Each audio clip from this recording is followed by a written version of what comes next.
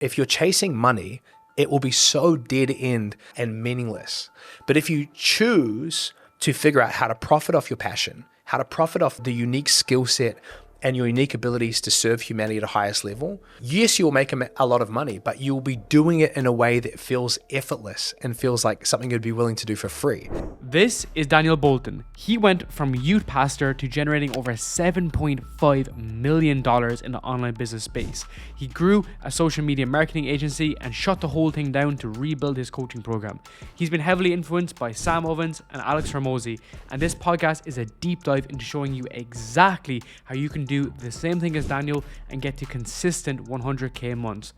What's up, people? Before we get into this video, please make sure to subscribe, like, and comment down below so we can get bigger and better guests for you every single week. Let's get straight into the video right now.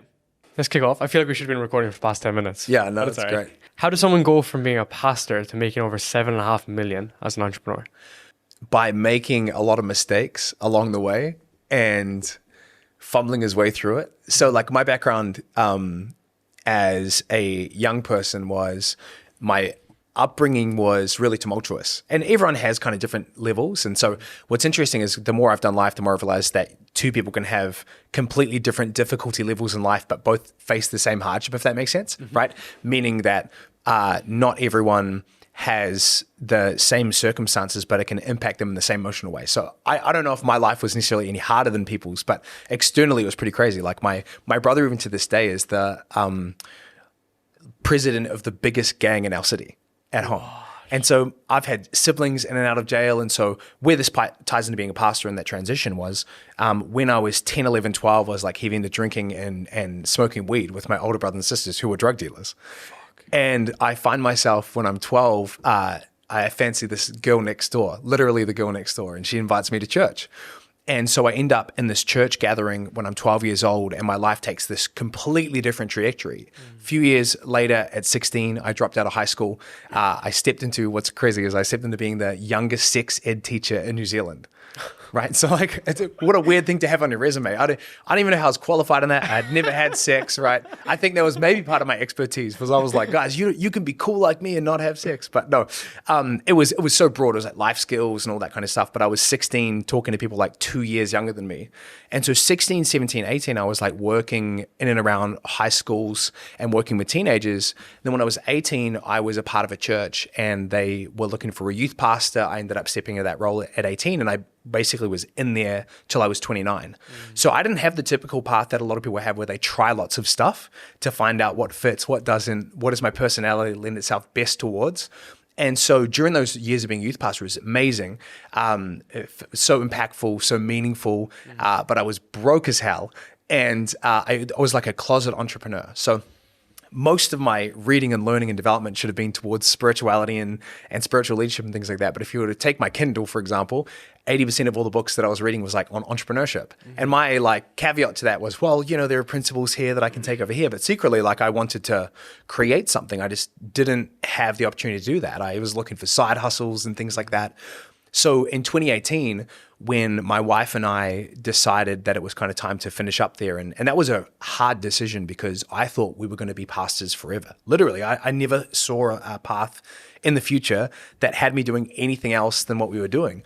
And even in business, right, there's hierarchies. In churches, it's the same thing. We're youth pastors and you move your way up with age groups, and then you eventually oversee a campus or a church and you plant a church and things like that. And that was exactly the path we were on.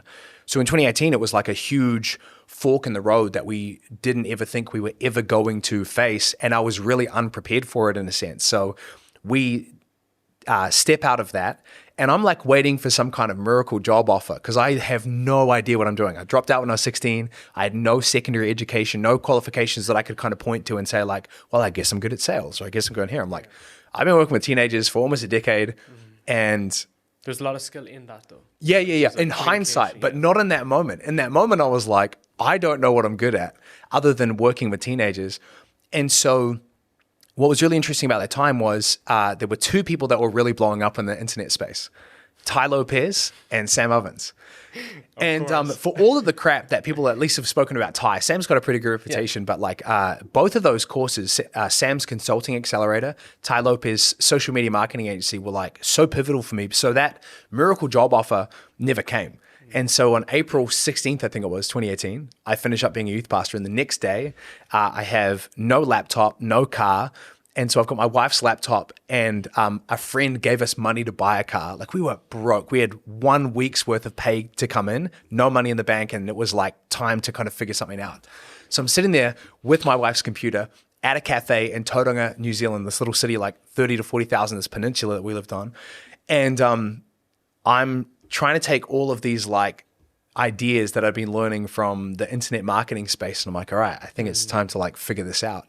And what was really cool is that I think everyone has a personal brand. Like, we like to talk about it as if it's something you can intentionally grow. And I think you can be intentional about it, but everyone has a personal brand because it's just your reputation. And so when I finished up being a youth pastor, the coolest thing I didn't bank on was that there was a lot of people that were willing to give Dan Bolton a shot. That even though they only knew me as a youth pastor and they didn't know me as the social media marketing guy, they were willing to transfer that trust from one domain to another. And so I stepped into the space and I was like, all right, guys, I posted on Facebook and I started reaching out to people. I'm like, I'm running a digital marketing agency. And they're like, what are you doing? I'm like, everything. Right? And so I'll do anything for you. So my first 5 clients, I'm coaching a real estate agent on how to get leads on social media, coaching a personal trainer on how to take his business online. I'm building a construction business's website. I'm running Facebook ads for a vehicle financing place. And I am managing the social media for a grocery store. So there was like no niche and no clear offer. It was like, I need to figure this thing out. And obviously I had impending bills and things like that. And so that's from a tactical perspective, exactly how I did that. From an emotional belief perspective, the biggest thing I remember hearing Sam Ovens say as I was going through his course, where his whole brand for that course was taking civilians and turning them into entrepreneurs. And that was exactly where I was. I was like, maybe had read some books on entrepreneurship and had no experience, obvious experience in marketing and sales. And he just said one thing. He said, you have to believe in your ability to figure it out. And I think if there's any belief that served me from that moment of scrounging together a couple of clients to pay the bills to making $7.5 million in a few years, was at every juncture, at every fork in the roads, from every iteration of offer and niche, from business model going solopreneur to entrepreneur and having a team, was my ability to figure it out. Now, that didn't mean I knew what to do. That meant I was committed to figuring out what it was that I needed to do. And so I remember like signing a client for Facebook ads. I had no idea how to run Facebook ads. So all I did was stayed up till 5 a.m. in the morning going through all of these course modules on how to run Facebook ads.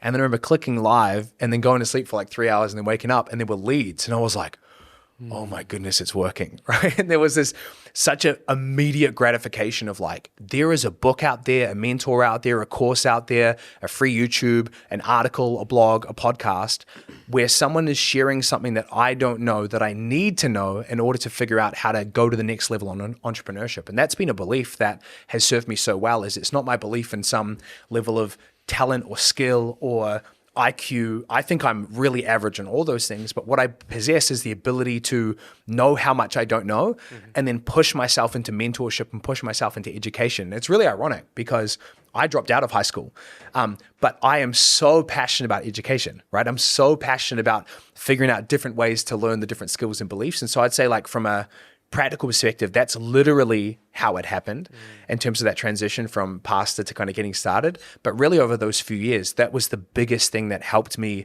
create the momentum I have, was just maintaining that kind of student mentality of like realizing how much I didn't know. It's the emotional side of it more so than anything else, right? I feel like that if you break down like marketing or you break down like any different aspects of business, it's not like rocket science whereby it's going to take you years to learn it. Like fundamentally you can like learn these things in a few months or a few years of like dedicated work.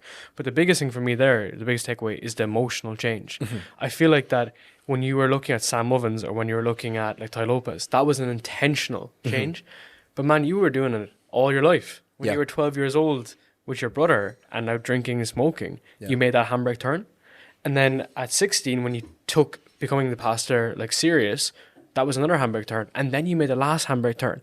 And even fast forward to when you closed down your agency, it was the same thing, right? But that change whereby you recognize where you are and the pain of staying the same is worse than the pain of change. That's very difficult for most people to move, and they'll become a victim and a victim mindset. And you come from a small town. I come from a small town as well. What gave you the belief so that you actually could change? Because even when you're 12 years old, that's more of like a hardwired characteristics versus an intentional extrinsic attribute.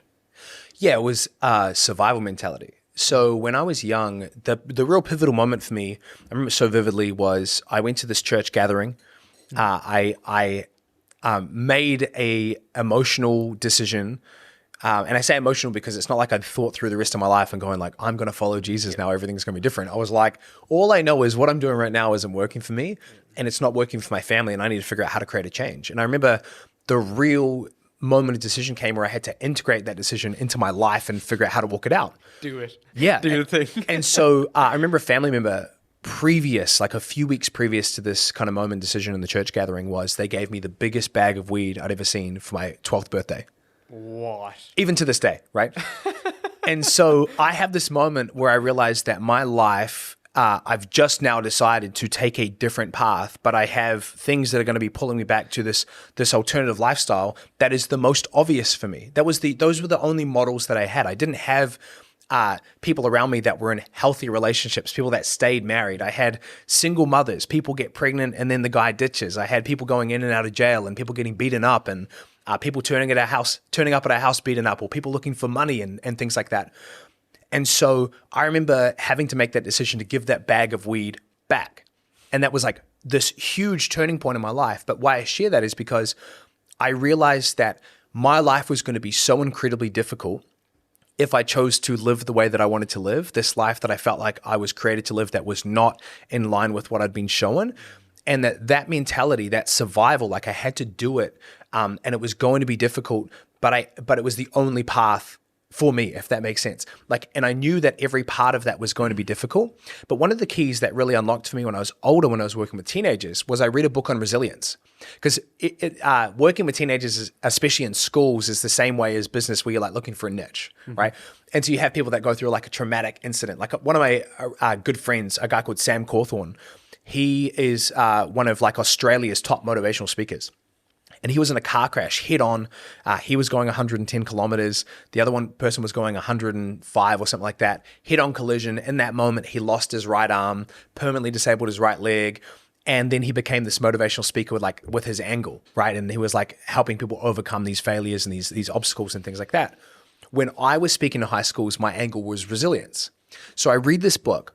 And in this book, there was one line that stood out to me that's kind of reverberated through my soul ever since. And it said, you can discover and determine someone's level of resilience by how they answer this one question. Who is responsible for how well my life goes? And so if you think about that, for most people, the answer is external, right? All right, people, we're just going to take one short little break for a little update about Podcast University. So if you enjoy podcasts like this and you want to start your own podcast, head down to the links down below to Podcast University. This is a learning platform that I've built to help people like you build, launch, and scale your own podcast. I wasted many years doing this, making it all up as I go. So I put everything together in a very seamless and easy to follow course for you guys to follow and just learn exactly how to do it. So if you want to bypass a lot of the mess with your podcast, check out the links down below to Podcast University, and it will show you exactly how to launch and scale your own podcast. I mean, most of, if you think about it generationally, right? If we talk to people older than us, there are people that are looking for politicians to come and save them. 100%. Oh my gosh, if we could just get the 100%. right party in next time and we just rally in enough votes, No then one's finally coming to save you, man. Yeah. Literally no one's coming to fucking save you. Right? But here's what's challenging is that like we can see that as kind of our age. We just go like, that's silly, right? Politics. Yeah. But then people can do the same thing with spirituality, right? There is if you look at every religion, right? No religion espouses to a degree that God is now responsible for your life. But we love to think that he is, that she is, right? That there is like a spirituality out there that we love as humans to delegate our power. Like one of the things that I see so often in business is business partnerships that make no business sense, right? And it's just like two guys, two girls, two people coming together, and they're like lonely. They don't want to be in the trenches by themselves, and so they go like, let's just do this thing together. And it's because the idea of being responsible for everything is terrifying. Yeah. And so I realized that throughout my life that I had to become responsible for my life. And I remember hearing a quote that John Maxwell said, one of the great leadership gurus. He said, life is a series of choices, and the choices you make you. And I think that's just something that's been ingrained in who I am, that I'm responsible for my life for better or for worse, that there will be people who can help me, assist me, guide me, support me. But ultimately, this comes down to me. And I think that message, that gospel of personal responsibility, is so powerful because it's both confronting and it holds you to a level of account that's really, really high. And it's empowering because it also means you're not waiting on anyone else.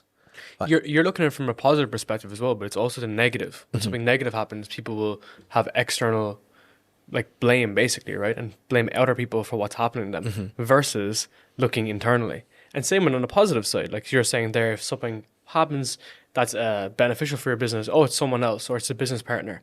But it all comes into personal accountability. And that's the kind of how to flip the script. And we were just chatting recently about the business partner element. And I'd love to get your thoughts on this. So I heard from Iman years ago that people don't need a business partner, they need better friends. Right. Because unless you have a tech startup, we were just talking before about my background in engineering, where you need a specific type of skill of someone who's a nerd who can sit there and code for 24 hours a day while you sell, then it doesn't make sense unless that's there.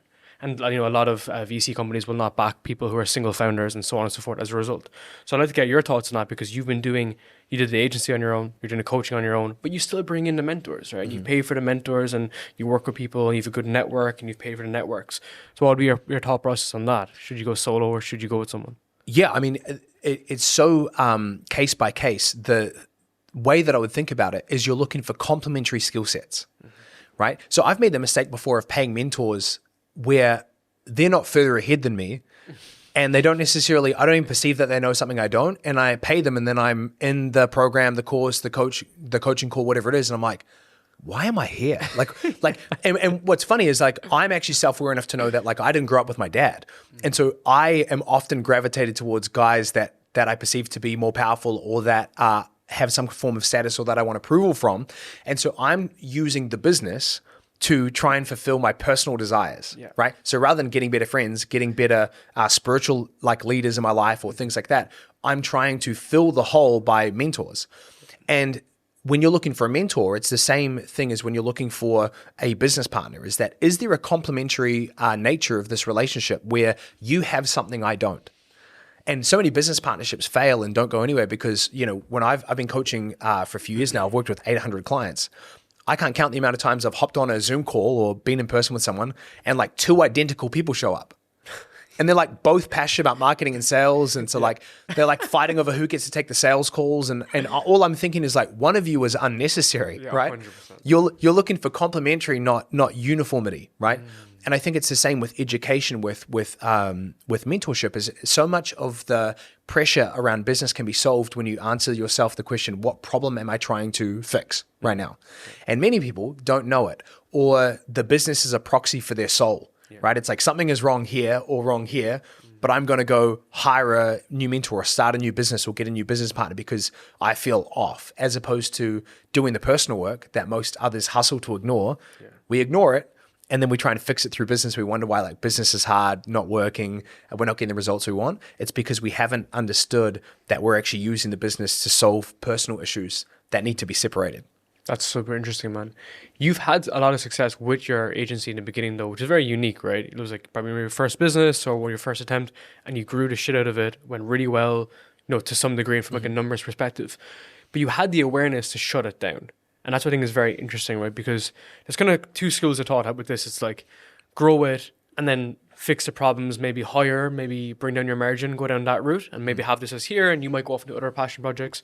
Or the Iman approach, whereby you shut down the agency and you go all on another vehicle. And there's several examples of people doing this. Sam Ovens did that with school.com. He shut down his coaching business, whatever it was, took 2 years out and went all in there. What gave you the idea to say, okay, this is when you should close it, and when should you make those judgments? Because all of life is struggling, right? There's choosing suffering, there's suffering with being broke, there's suffering making 100K a month, there's suffering in everything. Yeah. So that's something that I kind of struggle with because our business is difficult. Yeah. And we have 3 full-time employees and it's tough. but I imagine being broke would also be tougher. Right? Does that make sense? It totally does. And I think one of the biggest things is not trying to create a life of suffering, but to create a life of meaningful suffering. Yeah. I think there's nothing worse than suffering for a goal that you don't care for.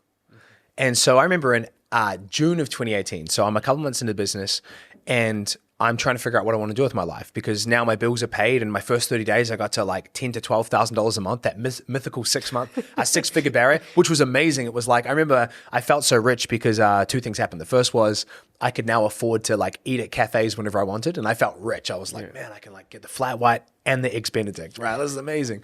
And the second thing was I replaced all my underwear with Calvin Klein's. And I was like, bro, I am balling. And so beyond there, like truly like the money pressure was off and the money goals weren't there. Like I wasn't just like, I want to just keep doing this and work with a random assortment of clients and just keep growing it.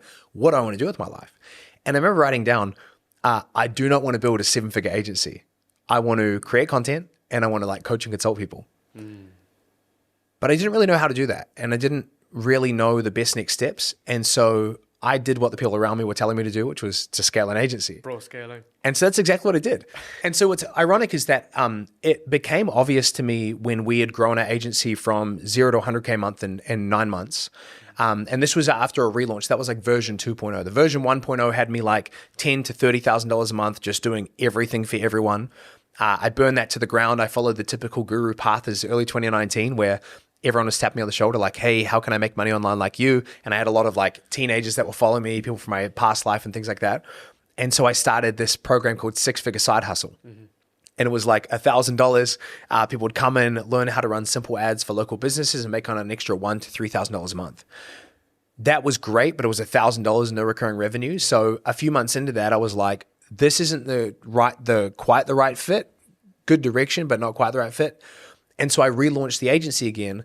The thing that made the agency successful is there's this book called Built to Sell. Cool. And it's around productizing a service, right? So the story goes, there's this guy who wants to sell his business. It's graphic design. He does everything for everyone. And an advisor comes in and basically, long story short, they productize it down to like they only do logos for a really specific type of person. When you productize it, everything gets easier. You now know who you're trying to market and sell to, delivery, operations, all of those becomes much, much simpler. And so we had a lot of success in our agency where we were growing organically just through referrals to 100K a month in 9 months because we only worked with coaches who wanted more sales calls for high ticket clients through webinar funnels. So if you had a $7 ebook or you ran a 5-day challenge, or you did live webinars or you fill in a Facebook group, we did none of that. So we productized our service. And then I made the mistake of going big, right? So I got to 100K a month with one full-time employee, a VA, and a like funnel agency. So we're at like 80% margins in an agency. And then I went and screwed everything up and I was like, right, we're going to get an office. I'm going to hire all these people. And it was just like the nail in the coffin of like, this isn't what I want to do. So it wasn't that far after that we got hacked. So literally someone got into one of our ad managers' Facebook accounts, went into client ad accounts and spent tens of thousands of dollars. And over 30 days between clients, we had to refund their ad spend, credit their accounts, things like that. It cost me $100,000 cash. The irony in this was they were running ads for fake Calvin Klein underwear. And I was like, you gotta have a sense of humor with this. I was like, okay. But that was coming back to that question of like, what suffering is meaningful. I was like, I know business is hard. Like, I'm not expecting this to be easy. But at the end of me going through all of this, I'm still going to have a business I don't like. I liked the people I was working with, but the way in which I was working with them, I was responsible for them. It was like us plus them plus Mark Zuckerberg in bed together, right? The whole thing it wasn't inspiring to me. One change there just completely fucks up your entire like business, but not even from like the model itself, but just from like a philosophy perspective, like how you help your clients is so hinged on other people. And it's exact same in the podcast world to some degree. YouTube could change your algorithm like this, and a lot of our clients would have to go do different stuff, right? So I think that dependency is very interesting. Whereas if you compare that to like a tech platform or whatever, you're getting what you buy basically. And same with coaching, right? Yeah. Is that because it's hinged on your ability and what you're teaching people as the expert, which we'll get into as well. You kind of run the show and you take away that dependency. Yeah. Which I think that's a beautiful part of business when it's not dependent on someone else for your advantage. Exactly. And answer that question you asked of when did I know? I think my experience of being a human and working with lots of humans, because the gift that I had in working as a pastor is one of the primary roles I had was to speak. And so over 9 years, I spoke 500 to 600 times, like in terms of full talks, not just to like one person or three people, but between kind of 50 people to 5,000. Awesome. And so it gave me hours on stage. It gave me skills around communication. But what it gave me was an insight into people's lives, because when you stand on stage as somewhat of an expert, people then more willingly open up to you. And so I got the full experience of humanity, of people coming up and 15-year-olds sharing about how they wanted to take their own life, and 50-year-olds talking about how they're on their third marriage and, burnt out and unhappy, and 60-year-olds that were worth $10 million that had a garage full of stuff and an empty soul, And so it gave me exposure to this truth that I've experienced so much myself, which is that we can, if we don't take this seriously, we can end up being on autopilot for a lot of our life.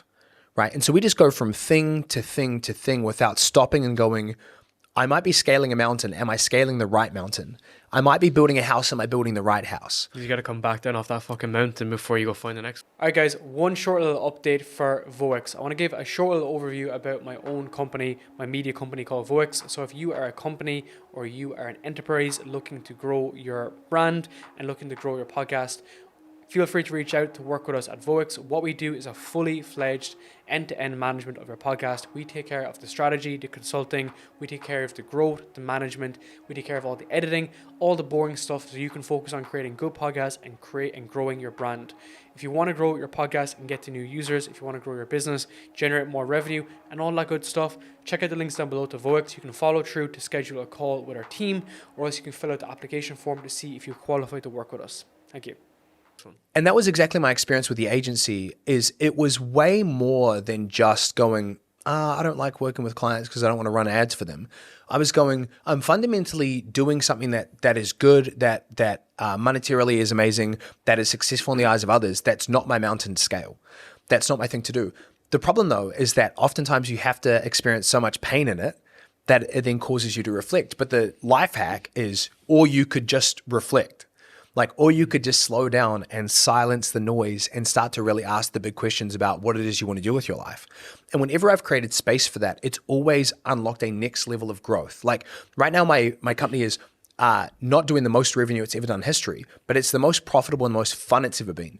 And so for me, it's exactly where I want it to be in this season. But it came here through processes of self-reflection, right? Like last year, I was telling you before, my family and I, we did 11 countries.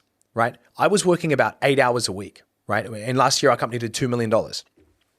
And I spent most of that time just walking around thinking, right? So it wasn't a productive year in a whole lot of ways, but it led me to the place of getting really clear on who I am and kind of why I think I'm here. And I think for a lot of people, they're not willing to sit down in the silence and to sit down and to quieten the noise. We want to be overstimulated. It's like from kind of the morning when we wake up to the evening, we're either on our phones or consuming content, whether it's educational or entertainment. We're never fully slowing down. And so much can be achieved by simply turning your phone off on airplane mode, setting a timer for 20 minutes, and just like breathing. And it sounds so simple that most people will never do it. But it's in that process of reflection. What was that? Are you familiar with Ross Harkness? No, I'm not. He made a really good point about this as well, was the fact that if you don't want to do the thing, or if you feel like you're procrastinating, you just sit there and you put on that timer and you don't do anything else. So then therefore all the muse of life, like life's kind of like the joy of life will start filtering into your brain. And then you can start deciding then, is this even something that I wanted to do in the first place? Because if you're procrastinating on something, or if you're the opposite, if you're too anxious, which I can be at times, to get shit done, maybe it's not the best thing for you. And that's what a good barometer to be like, all right, this is the direction I want to go.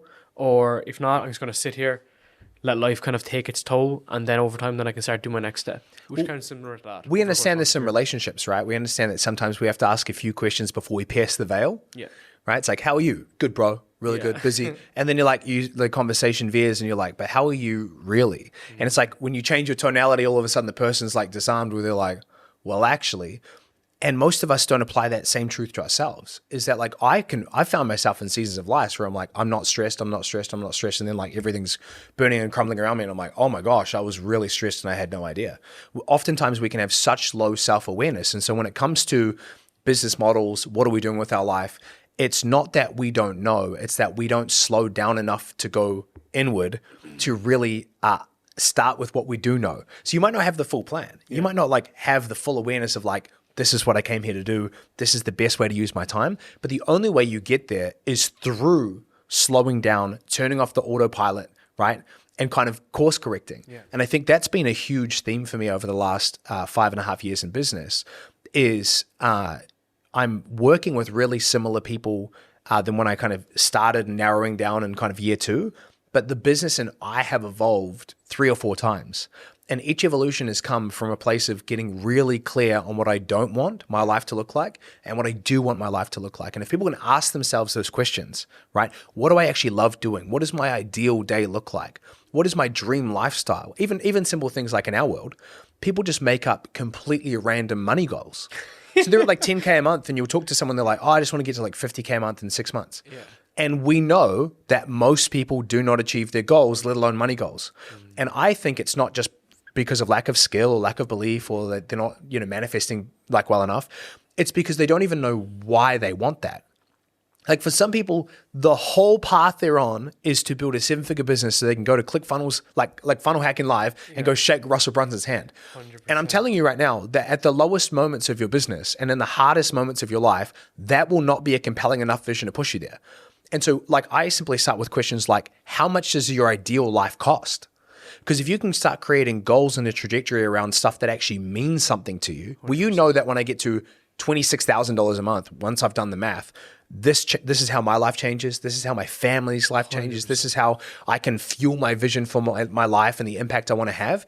All of a sudden, when you look at that $26,000 number, you're actually energized. You feel a positive emotion associated with it, as opposed to just this vague number that you borrowed off somewhere off the internet. And I think that's maturity as well, though. You know what I mean? It reminds me of, I bring everything back to fitness because I've been a bodybuilder for more years than I've been an entrepreneur, right? I was going to say, bro, and you get the bicep routine. But like in the beginning, you go to the gym to get girls and you realize that no girls give a shit anyway. And it's mainly guys that are looking at you, right? That's what you learn. And then the goal becomes completely different. I think it's very similar in the business world because it's 10K a month and then the next milestone is 25 and then it's 50 and the next milestone is 100, but no one stops to realize why they're doing it. And I met someone previously and he was like, I really want to just be able to say that I've built a 6 or 7 figure business. And I was like, why do you want to say it? Yeah. And I was like, I wanted to do it because I wanted to help people around me. Like I have a partner, we've many dogs here, we've been living here for the last couple of years, and to be able to take that care of financially. And then there's the other personal side of things then that I want to do as well. So it's like one agent of the piece, right? But I feel like a lot of people are traipsing through life not knowing what the goal is, and then it's being driven by other people. It's the fake Rolexes, the Lambos and everything. So basically just your entire life is being dictated by someone else. And if you bring it back to like kind of a whole matrix paradigm, you swap one matrix for another one, how I describe it. And I got that from another guy called Zarek. He was saying that basically, you leave the 9 to 5 to go build a company and then you're just playing the next matrix. You're playing someone else's because it's no work that's been done internally. And that's only happened to me, to be honest, in the last couple of years. I would have been the opposite, just been like, get fucking more done, build it. And then I realized as time went on that these are important. It's like a metric, basically. It's like hop on a scales. When you hop on a scales, that's a metric that tells you how your body is. But it's not the be all and end all because weight can fluctuate and can be different. It's exact same in finance or in a business. It's just one metric that doesn't solve all of your problems. Well, I think one of the most underrated perspectives is that whole idea of like loving the journey, not just the destination. It sounds so trite. 100%. But it's the complete truth, 100%. Right? One of my kind of favorite business people / philosophers is a guy called Naval Ravikant. He says, if you can't be happy with a coffee, you'll never be happy with a yacht. Right. But we have this belief that once I get there, then I will be happy and I will feel a sense of meaning. But that's not how meaning is created. Like there's one of my favorite books of all time is Man's Search for Meaning. Man, it's my favorite book of all time. It's so good. I gave it to him as a present the other day. Man, I give it to everybody. It's if beautiful. I meet someone, I'll give them the fucking book. It's beautiful. It's like top 5 for me. Psycho-Cybernetics, the Almanac of Naval Ravikant. Super good. I interviewed the guy that wrote the Almanac of no way. Recently. And also, by the way, Naval has been here several times. Yeah, I know. Body Factory shit done. Get him on the pod, bro. So, looking at Man's Search for Meaning, give me one of the biggest takeaways you took from the book. Yeah, so one of the lowest moments of my life was probably 2020. Same. 2021, right? It was rough. And I have always had a weird relationship with where I grew up, right? I never really felt like I fit in New Zealand culture. Same. And I would say like people would describe my personality like New Zealanders, because we love doing this, is that I'm really American. Right, which is like similar. the biggest backhanded compliment that a New Zealand could say, is that they're not going to be like, you're a loser. They'll be like, oh, you're so American, right? So my partner is American, and her family, like, we're very, very close, and my brain is very much on that kind of like American kind of like vibe, that kind of like, yeah. I guess that, like, not like say the American dream of like the white picket fence and stuff, but more of that philosophy. 100%. I mean, her father is a very accomplished entrepreneur. He was retired at 30. 30, bear in mind, this was a long time ago. And we would speak much more at length about just things in life to do with business, money, economics, versus sitting at the pub watching the New Zealand Irish rugby game, right? Yeah, 100%. Like, that's just not me. That's very similar. Yeah. New Zealand and Ireland, we're really similar places.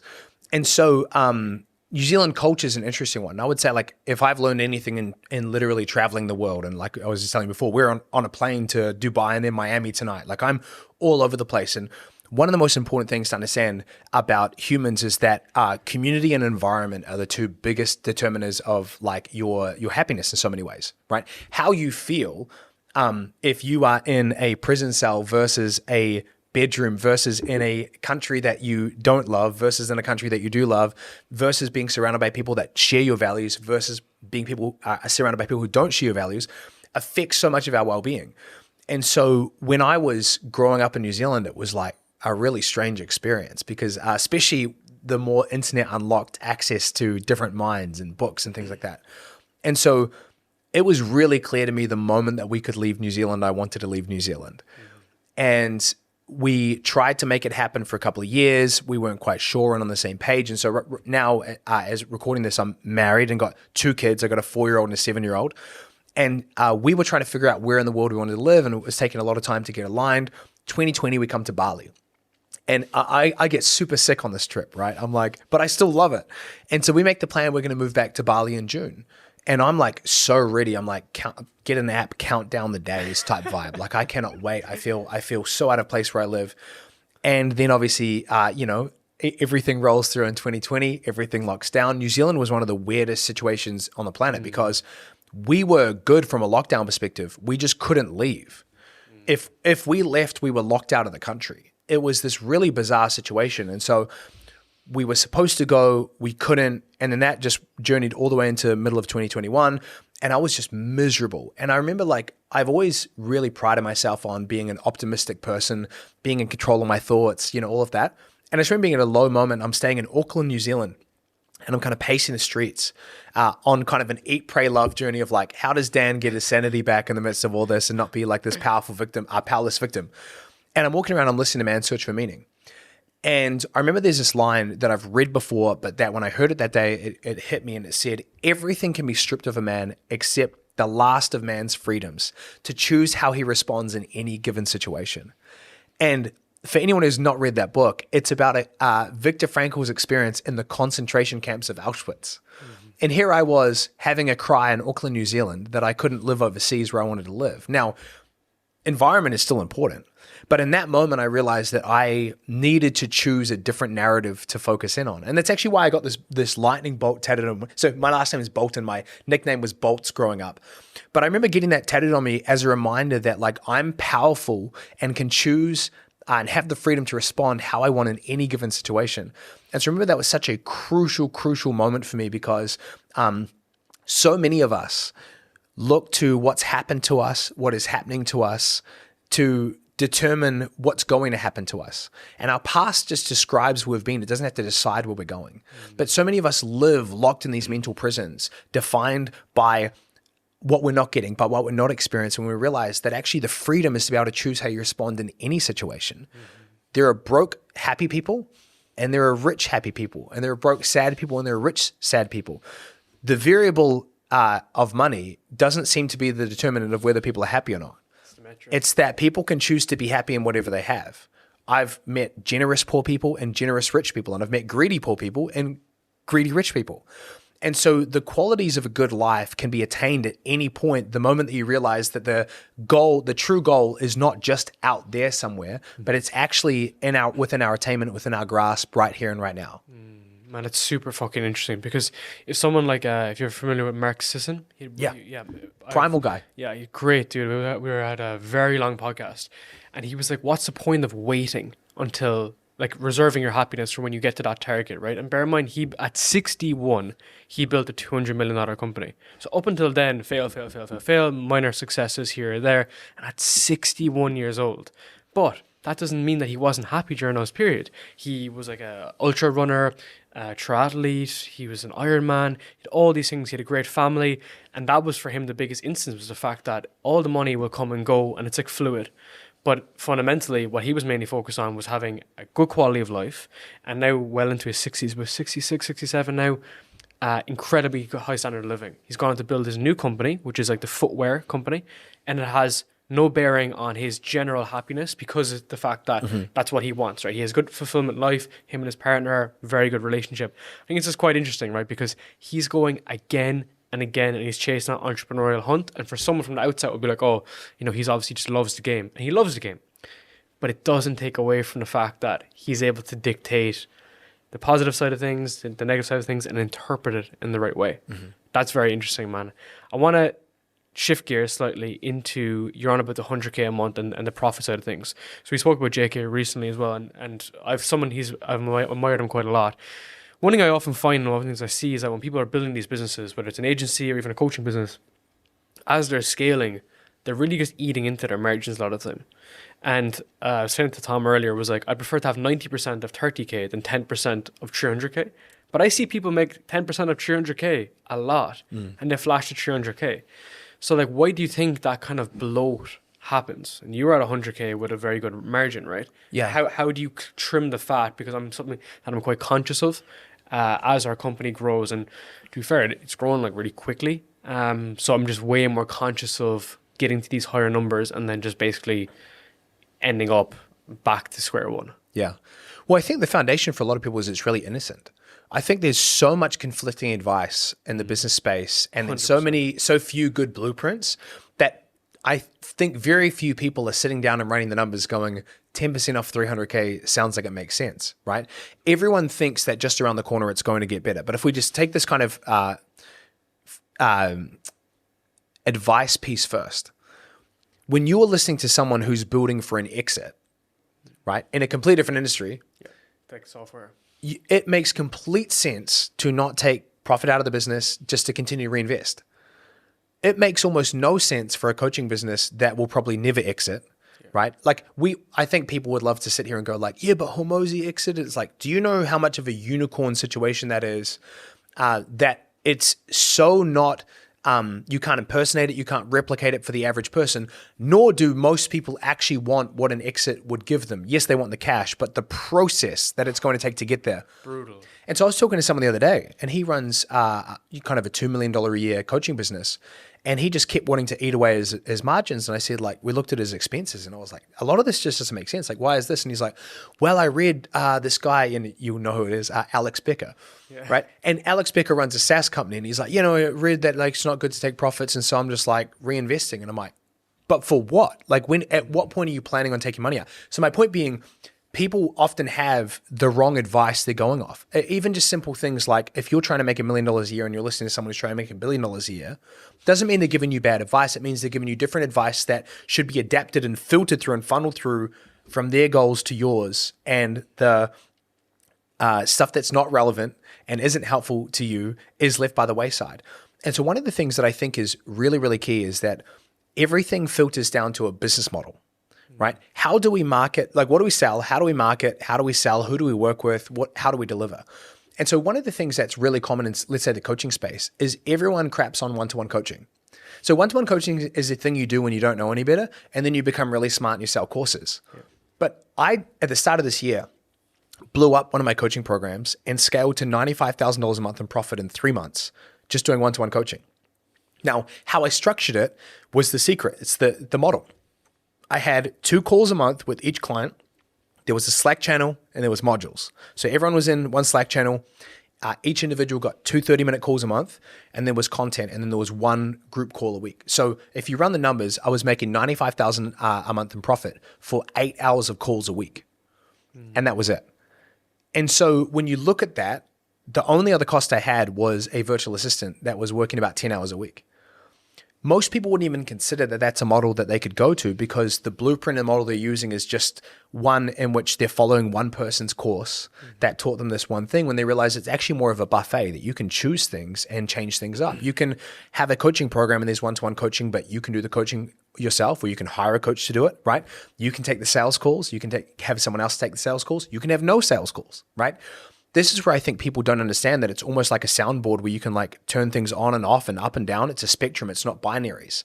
Even since the launch of Hormozi's book on $100 million offers, the lines are so blurred between agencies and coaching programs. You've got agencies that have like a coaching arm, and then you've got coaching programs that are doing done for you and SaaS and things like that. But it's helpful to understand that everything exists on a spectrum. 100%. And so it's not to the degree that you optimize for profit and I either have 90% profit on this model or I have 10% profit on this model. It's what am I willing to live with, and what costs and trade-offs am I willing to sacrifice and tolerate to optimize for the amount of profit that I want. And so for me, for example, I know that I could double my income in the next 90 days if I would just manage a sales team. I've done that before. I had a team of 13 at my peak. We scaled one coaching program from 0 to 347,000 cash in a single month at 16 months. I had a team of 13. I had 6 salespeople. And it got to a point where one day I was on back-to-back Zoom calls and I ended up peeing in a bottle mid-Zoom call, right? So I experienced that life, and that's not too dissimilar from a lot of my other friends who are at 7 figures, 8 figures, multiple 8 figures, that grueling grind. And I experienced that to understand that's not what I want to do, at least in this season of my life. And so I can then optimize my business around what I want, enjoying the process, and then figure out what monetary goals I have that are in alignment with that business model. Right now, I can't optimize for 10 million a year in profit with what I'm willing to do because it's incompatible. But I am able to optimize for 1 to 2 million a year in profit with what I want to do. And I think this comes down to like people getting really clear on what they actually want to do every day. And then what are the limitations and the boundaries that they can set around those models to optimize for the most amount of profit. Second thing I'd say is every business is in a season, because every human is in a season. And so the biggest mistake I think most people make is they're trying to grow month over month over month and year over year over year. But even in nature, there are seasons of consolidation, right? And I always love about the analogy of bamboo, right? Bamboo grows mostly under the surface for 95% of the time. Yeah. And then I think it grows something like 6 foot in weeks, right? It's like 10 years or some shit. Yeah, it's insane. And so we think that business should just be win after win after win. And when we don't experience that, we feel really hard on ourselves, rather than understanding that businesses like life have summers and springs and autumns and winters. And unless we become self-aware enough to know what's happening in our life and what needs to happen in our business, like if you've gone through a period of growth, you might need to have a period of consolidation and maintenance, 100%. Which means that you should be dialing in certain dials on the business, right? You might be increasing the amount of time that you're working to consolidate, decreasing profit because you're hiring people to kind of deal with the additional workload. But then it's figuring out kind of what's most important for that season, as opposed to having a season of consolidation and then trying to optimize for growth and having neither. Man, I was just thinking about this driving in, because like that season's approach is like, it's like everything, right? Because I think the negative side of that is people feel like if they're going backwards, they're going to the floor, they're going to zero, you know? And again, back to the maturity in business. And the reason why I say this is because we can get into the client acquisition versus retention approach. In Q2, I was driving in deliberately and I was thinking about this. I think we stayed at the same number per month for 2 of the months, and we dropped by about 20% for the last month. And the reason why is because we were hiring because we had grown a shit ton in Q1. So we got in a ton of new clients, and then we had to fulfill them and also make sure that none of them leave and write a lot of shit reviews online, right? But that was very beneficial, because then Q3 and Q4, we're just stacking on more revenue, basically, because we had the systems in place. I think that's a big thing whereby this guru space is like client acquisition, bringing in more people, and that 30 sales calls is wild in in a week or whatever, because it's about dealing with what you have and increasing the LTV, making sure people are happy, versus continuously going more and more and more and more. And that's why like business is not overnight success, right? It's years we're looking at this stuff.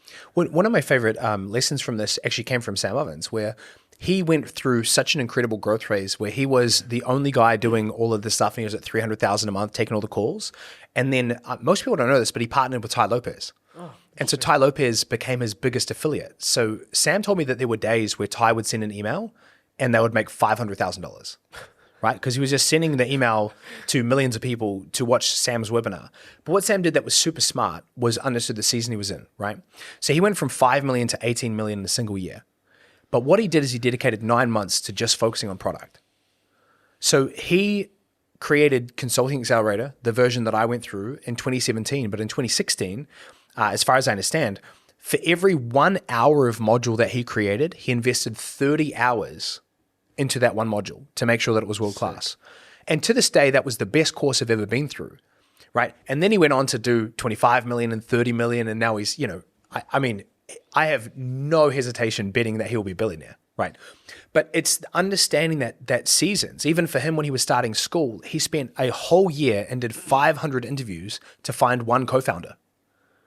But most people aren't willing to sit through 30 days of no growth. It's patience, right? Yeah. Time and patience. And so you might be able to get to your goal of $100,000 a month if you were, number one, able to make it mean something to you. Number two, adjust the timeline. And number three, do the right thing in the right sequence in the right season. But most people want to do all the things all the time and get the clients and serve the clients and get the clients and serve the clients. And they wonder why churn's really bad. They can't retain people. Their profit margins are going down. And it's because they're not slowing down, getting off autopilot, and actually reflecting on what's most important right now. Do you know Matt Kelly, by any chance, from Space Goods?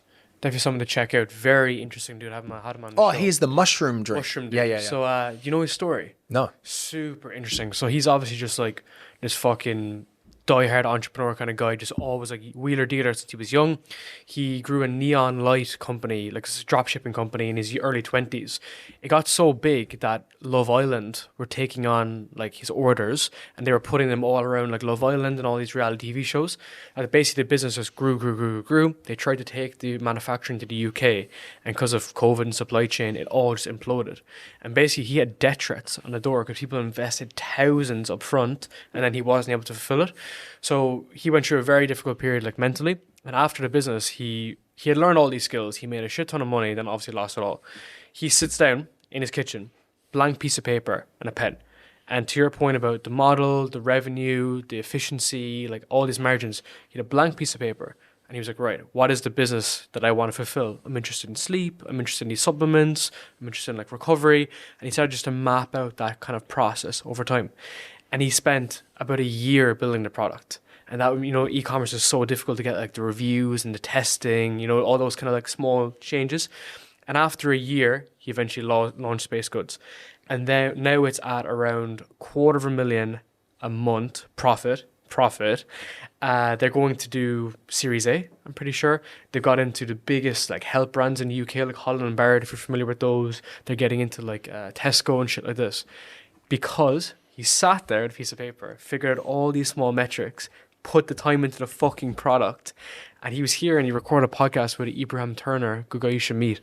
And Ibrahim was like, why does it work? And he goes, just I focus on the product. That was it. Yeah. Nothing else. Nothing with the marketing and like he's, a guru with fucking ads and everything. Nothing to do with that. Just a product. And this is one of the interesting things is that like one of my mentors, a guy called Alex Scharf, and he had 2 companies that were on the Inc. 500. And real estate crash was, scaling these companies, and then he actually scaled one of them during the crash. So let me get the facts right. He helped agents in the foreclosure crisis basically deal with these different deals around foreclosures, and he became an education kind of coaching business that was like certifying people to be able to be these certain agents, and they were doing tens of millions of dollars. He's created this framework that I think is really key. He says every business on the planet has 5 core functions: lead gen, lead nurture, conversion, delivery, retention, resell, and upsell. Right? So every business, the garbage man, the laundromat, the coaching business, the ads agency, the e-commerce brand, five core functions. The key for him, and really this is where I've learned this, is you need to figure out what area is the bottleneck of your business. If you think about it like a pipeline, from one end to the other, where are the holes? And what most people do is they go to where their interests are, right? Or where the most urgency is. So if you talk to anyone in the online space, the number one thing you're going to hear from them in terms of their biggest bottleneck, what do you think it is? Leads. More leads, bro. Everyone needs more leads. But the problem is they don't think about it holistically. So their issue might actually be lead nurture. Mm-hmm. So we talked earlier about making 7.5 million. So I think I've just crossed 8 million with 8,000 people in my audience. And so there have been levels in my business where I've realized I don't need more leads. I just need to do a better job with the leads that I have. And when I don't need to run ads, all of a sudden I get a whole lot of profit back. And then when I focus on lead nurture, I make more money.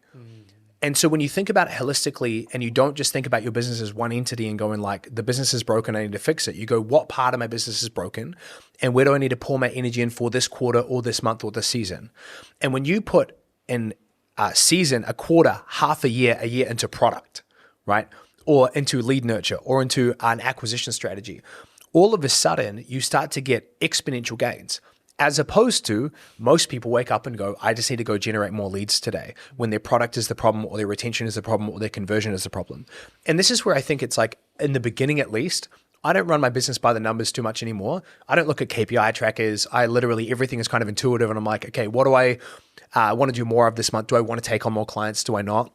But early days, being able to just look at everything and go, leads, conversion to call booked, call showed.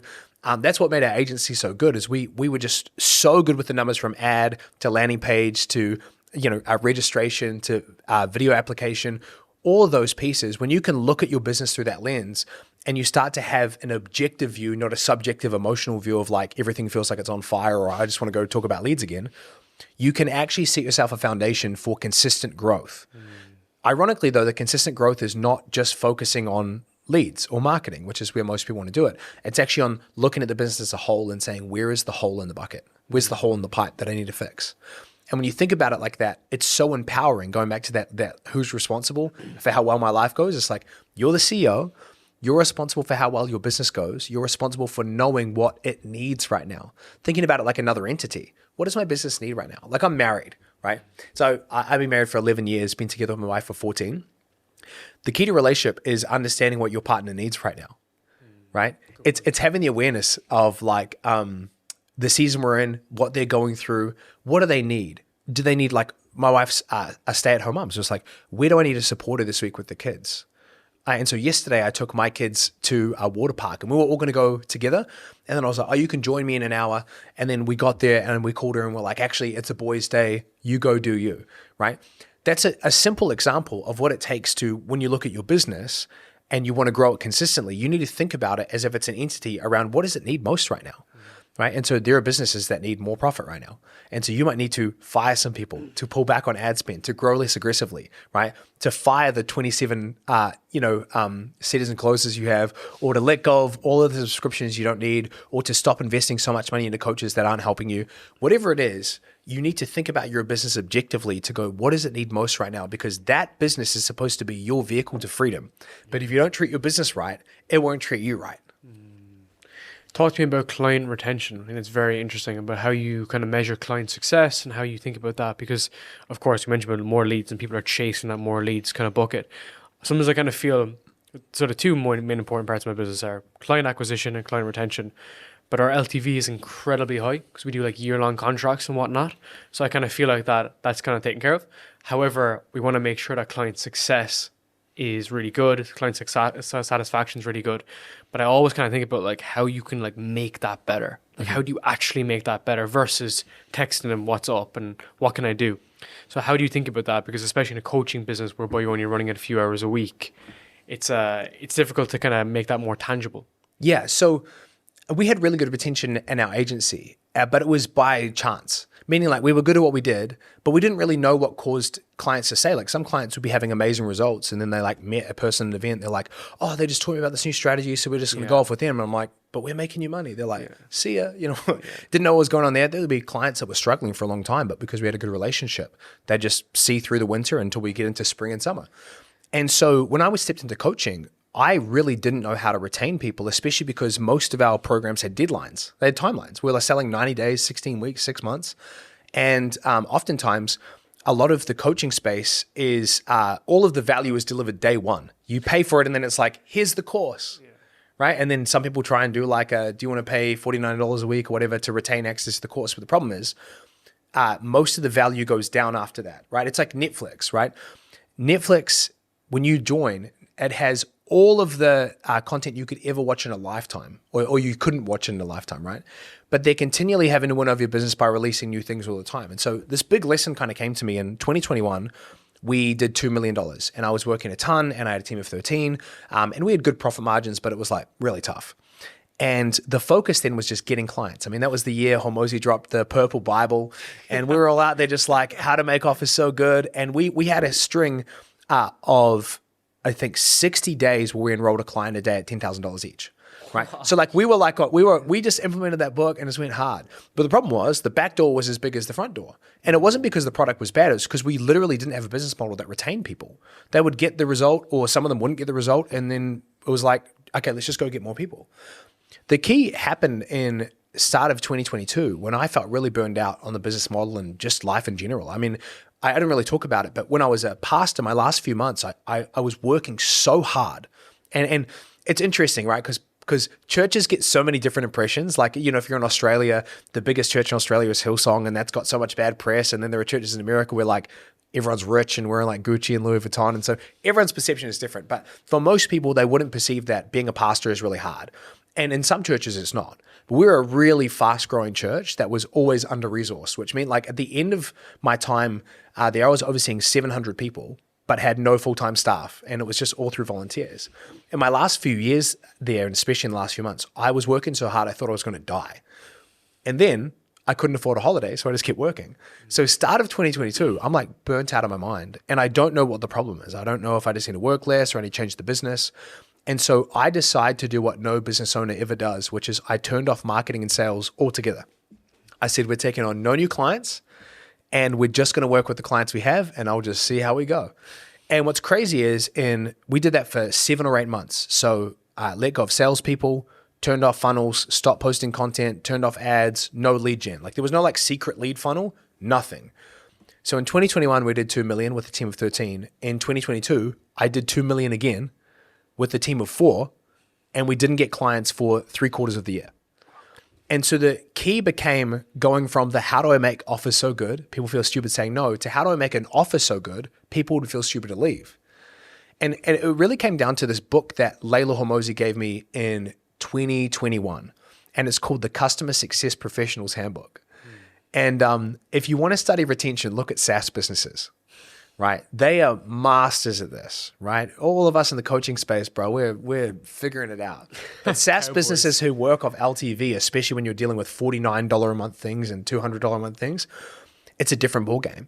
And so I remember reading that, and there were just 2 distinct categories that I think people need to think about when it comes to retention. The first is how I would describe it as results, and the second is relationship. So I mentioned before about how you can get someone results and they might stick around or they might not. So I'll never forget like taking someone from $5,000 a month to $40,000 a month.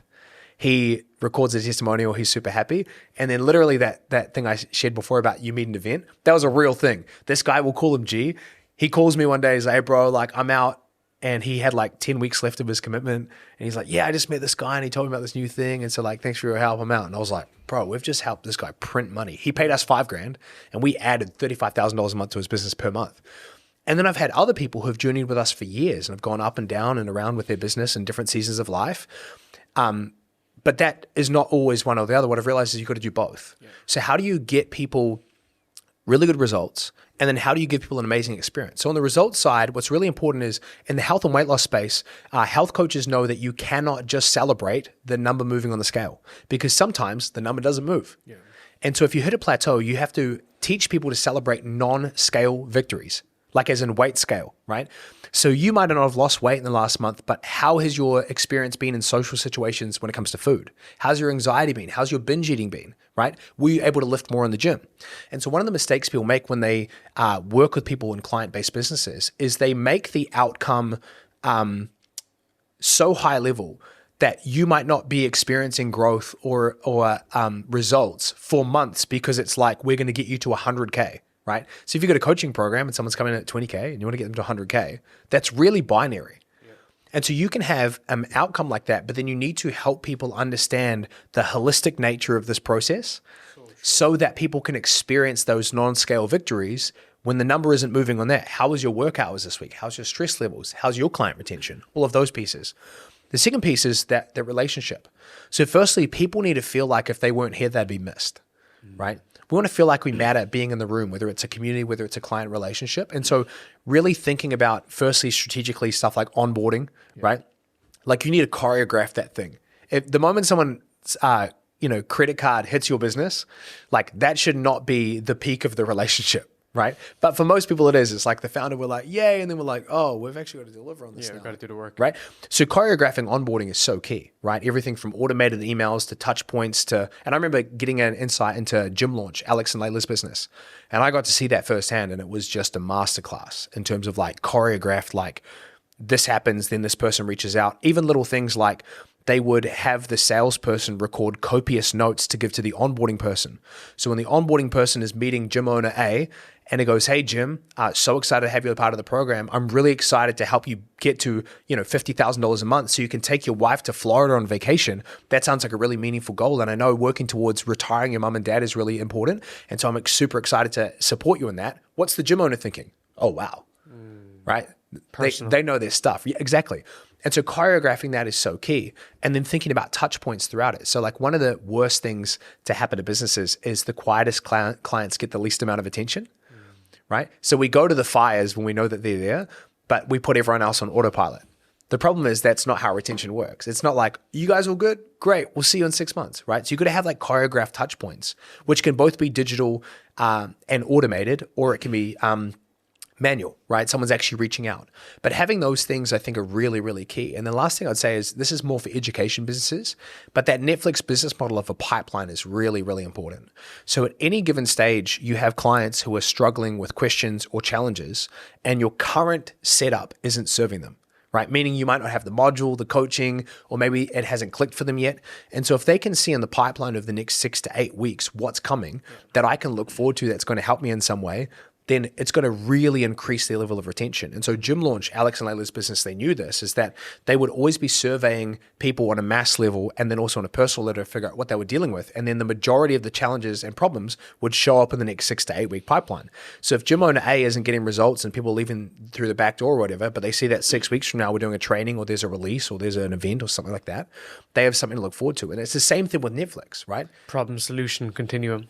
Solve one problem and then with another solution. It comes in next. 100%. And the last thing I'll say on this is you need to create a longer runway than the commitment. So this is what I learned when we were selling the 16-week, 90-day stuff, things like that, is you're trying to pack the whole transformation into that time frame. But then when it comes to the end of 16 weeks, it's like, it wouldn't make sense for them to continue. And so it's almost like you want to create a 3-year vision with, let's say, a 1-year commitment. And numbers aside, you want to have a bigger vision than there is a commitment.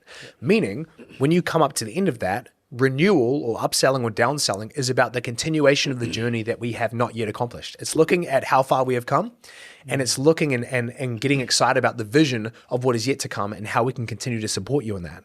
And so we have people with us, and a lot of what we do is helping people get to 100K a month in revenue and then 100K a month in profit. I mean, that's not a 1-year journey for most people, which is why we have multi-year retention. And so that's what really unlocked for me in 2022 when we stopped taking on clients, but we kept clients and our revenue stayed the same, was because we really started to see how to keep clients long-term. And it was a mix of results, non-scale victories, getting clear on milestones, making sure that people have a bigger vision than just the thing they're currently working on, and then really dialing in the experience side. What can we automate? What can we delegate? What can we systemize and optimize so that our experience side is not haphazard, but we're always working on making people's experience really smooth and even like surprise and delight stuff. Yeah. Like one of my mentors just released a book a few weeks ago, and I bought 100 copies of the book and gave them to all of our clients. And it's really interesting how something so cheap is so meaningful. Every time someone gets a book, they post an Instagram story, right? And it's like, there was a $30 book, but people love like physical things. And so if you can give people a hat, merch, like whatever it is, going above and beyond just like, oh, we're just here to help you build your podcast or help you make money, but actually making them feel like they're a part of something, I think it's really powerful. That's the holistic view though, isn't it? It's a part of the broader mission.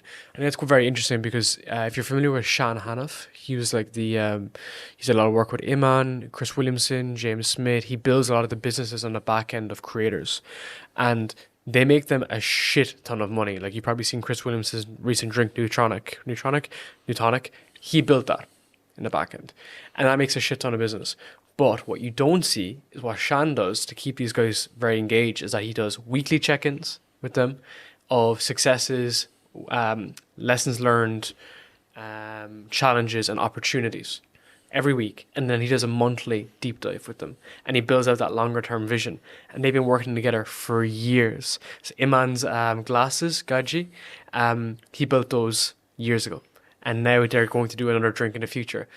That 3 or 4 year relationship is not based on a retainer, you pay me every single month. It's based on a broader mission.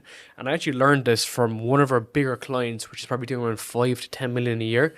They met us recently being like, all right, we want to try integrate, we want to try look at what our goals are for 2024 and maybe even 2025. Could we build more podcasts that are like different part of the business?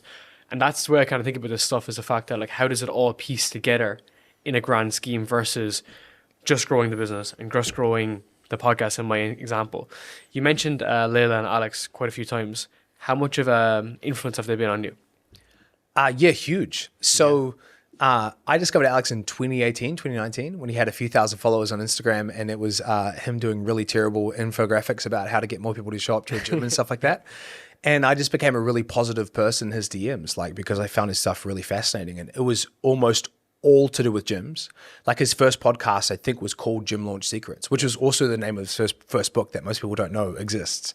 Interesting. And so we just started going back and forth for a couple of years. And we actually got to work together for a couple of months in 2021, which was really amazing. And so I got to work with him and Layla, and it was an incredible experience. And they're some of the few people in the industry, I would say, that the more you get to know them, the more you like them, which is not often the case with a lot of people, where it's like all sizzle, no substance, right? They're just amazing, really, really good humans. And one of the things that's been so cool for me with, let's say, Alex, is I mentioned to you about my dad issues earlier, right? It's like I have had a hard time holding myself back from throwing myself into mentorship relationships, because there's that father-shaped hole in my heart, I guess I could say. And I think Alex really occupied that for a long time. And so, you know, when I was like peak unhappy in my business, I thought I was doing exactly what I should be doing based on the Alex and Layla playbook. And maybe that was the case. But the point being is that I was really made aware that I wasn't built like they were, that I had different goals. And so I admire them so deeply for what they're trying to build. And I think through that awareness of who I am, I'm realizing I'm not trying to build anything like that. And so it's really allowed me to look at them, to look at what they're doing, to listen to what they're saying with so much more of a filter, but in a good sense of going like, that's amazing. This is how I think that would look for me. 100%. Or that's amazing. That's not for me at all. And it's the inspiration element, right? Is you take all of their lessons that they've learned and you apply it to your business case. So like the new book, for instance, like there's a shit ton in there that applies to your coaching business right now, but it's not your lifestyle, for instance, right? And this is where people get tripped up on, because I feel like Alex, over the course of the last 10 years, would have been successful no matter what he did. If he stayed in his 9 to 5 when he was working for those big companies, he would have also become CEO of those companies one day, because he's geared towards that way. It's kind of like when some people say that they can sleep on 4 or 6 hours a day. There are some people that can do that and do exceptionally well because they're going to do well in it anyway. Yeah. The vehicle is largely irrelevant. And a good example of this is some like sports stars.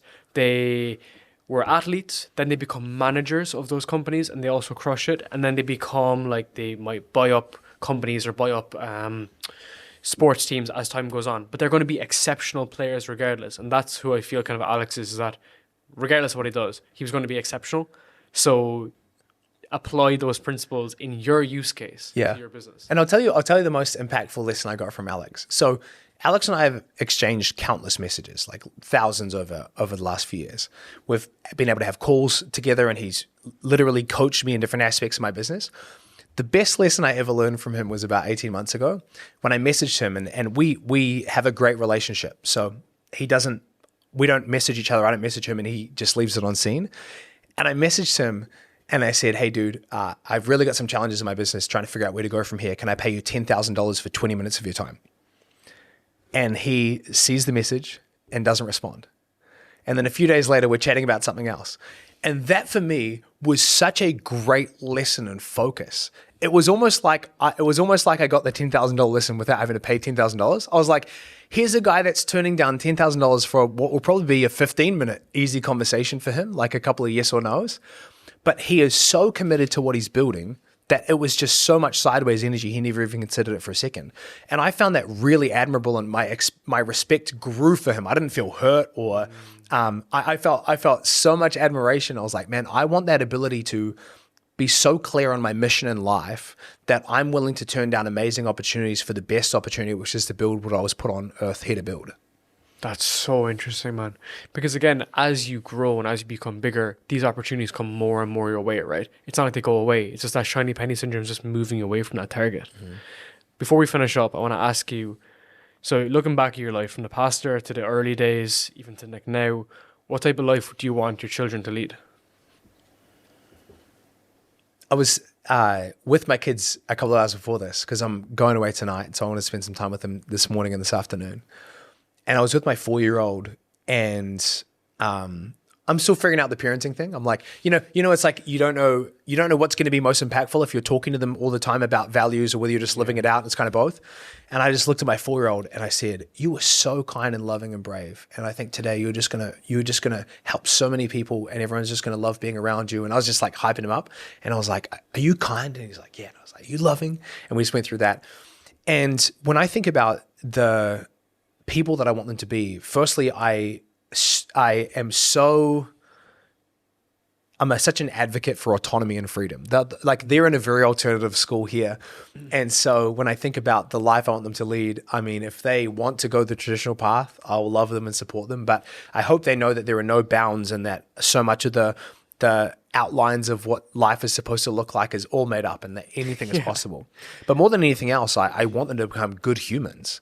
Right? I couldn't care less how much money they make, what path they choose. I want them to be great human beings that care for people, that love for other people. I think for me, having spent my 20s basically giving them away to teenagers, I hope that I can pass on to them that life is so much more about that what we can get and gain, it's about what we can give.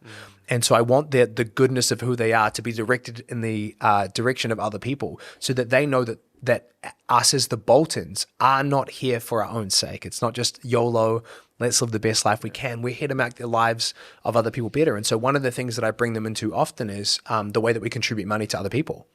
And so they have no grid for money. And especially because we live in multiple currencies, we're in New Zealand dollars. I now earn in US dollars, but we live in Indonesian rupiah.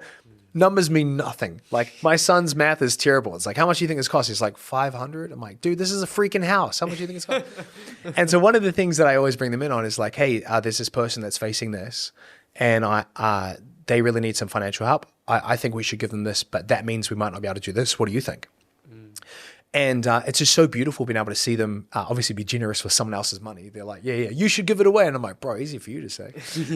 But the reality is that like I want to show them as best as I can. I want to model to them what it means to be a good human. And I don't espouse to be this kind of put together dude who's got it all sorted out. But I know for sure for me, I feel most alive when I'm realizing that this life that I get to live is not just about making Dan Bolton's story great. Even the fact of legacy of being able to pass on to my children, I want them to be thinking about that for their children and their friends and their family, and how can they not just enrich their own lives, but enrich the lives of others. And so I think like this whole idea of what life is really about, I think, is so much about how much we can contribute to other people and how we can use our unique gifts and talents to serve humanity in a really, really powerful way. It's all about serving, right? From a business perspective, from a life perspective. Well, this is what I've learned is the more I want to help people, the more money I make. 100%. So if you're like a really greedy capitalist, like just figure out how to help a lot of people and you'll make a lot of money. 100%. Because if you're even trying to restrict your time and do as little as possible, if you can serve as much, you're still going to be able to help as many people, have that bigger impact. I think when you swap from trying to make money to the impact is the biggest lever. Yeah, and it's not either or. Like I was sitting down with a spiritual mentor the other day, and I was like, I'll share this story because I think it's powerful. When I finished at church, we were completely broke, right? And I was like desperate for a holiday. And a few weeks ago, I had a good friend finish up in a similar position, and we had a house here in Bali that would rent until the end of the year, but we had left it empty because we just bought a new house, and so there was literally just an empty villa. So I was like, "Hey, dude, you should check this house out and use it. It's here." And he replied back, and he's like, "Oh, like that sounds amazing, but like we can't afford it." And so I call him, and he's kind of talking me through all the challenges, and it was basically like talking to myself 5 years ago. And I remember reading a journal recently that I wrote around that time where I was like literally praying for a miracle that we would get a holiday of some kind. So I'm on the phone to this guy and I'm texting my wife at the same time. And I'm like, I really want to give them money. And she's like, cool, right? Didn't ask how much and I didn't tell her. And on the call, I won't say how much, but it was a lot of money, multiple 5 figures. And when I said that to him, he just burst into tears. And it's just like a grown man to another grown man. He's just sobbing for a few minutes. And it's so cool to have been able to do something like that, right? And so I sit down 2 days after that with my spiritual mentor and I say, dude, we have to get really rich. And he's like, I was just thinking the same thing. I was like, I love this. I was like, we have to get rich because the wrong people have all the money. Yeah. I was like, I want to be able to do unbelievable things for people, but most of it costs. 100%. And it's not that if you have low resources, you can't help people. That's not what I'm saying at all. What I'm saying is when you have more resources, you can help people in more ways. And so it is not that you have to choose the path of purpose or the path of profit. It's you have to get your priorities right.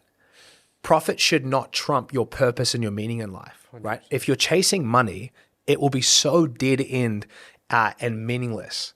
But if you choose to figure out how to profit off your passion, how to profit off the unique skill set and your unique abilities to serve humanity at a highest level, yes, you'll make a lot of money, but you'll be doing it in a way that feels effortless and feels like something you'd be willing to do for free.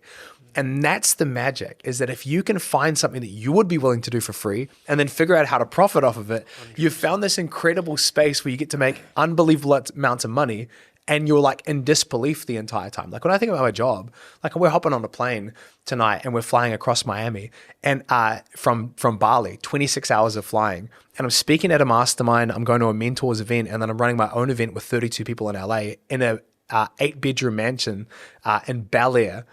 Bro, I can't believe I get to live this life. Like I would be doing this for free. I would be paying to do this, right? And this is all stuff that like, you know, it feels like 5 minutes ago in my life I was like aspiring for. But when you truly believe that life is not just about how much you can accumulate and how much you can get and what you can get out of it, but what you can contribute, it unlocks this whole new level of freedom that does include money but becomes much bigger than it. And I think like that's the real secret. And going back to your question before, that's the thing I want to pass on to my kids. It's like, don't be poor and try to help people. Like if you have the ability to accumulate wealth, you should do it. But don't do it at the expense of living out what you're supposed to do. 100%, man. It's been crazy 5 years for you, and the next 5 years is going to be awesome to watch, man. Appreciate it. I say a massive thank you, man. Thank you so much. I appreciate it, brother.